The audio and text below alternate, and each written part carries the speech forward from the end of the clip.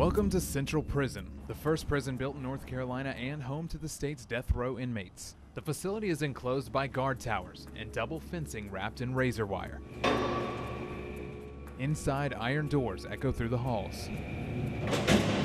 More than 1,000 inmates have been sent to death row since the state assumed responsibility for executing criminals. After an execution date is set, the inmate is moved here. It's called the Death Watch Room, where they're under 24/7 supervision.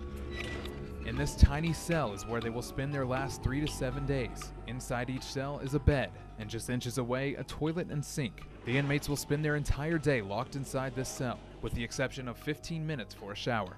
On the day of the execution, witnesses file into this viewing room. There's a small group of chairs that face a thick piece of glass, separating the witnesses from the execution chamber. Family of the inmate, as well as some of the family of the victim of the crime, are allowed to watch the execution. When the time arrives, the inmate will make a final walk across the hall from the Death Watch room to room 111, the execution chamber. The room is the prison's former lethal gas chamber, but in 1998, a statutory amendment made lethal injection our state's only method of execution.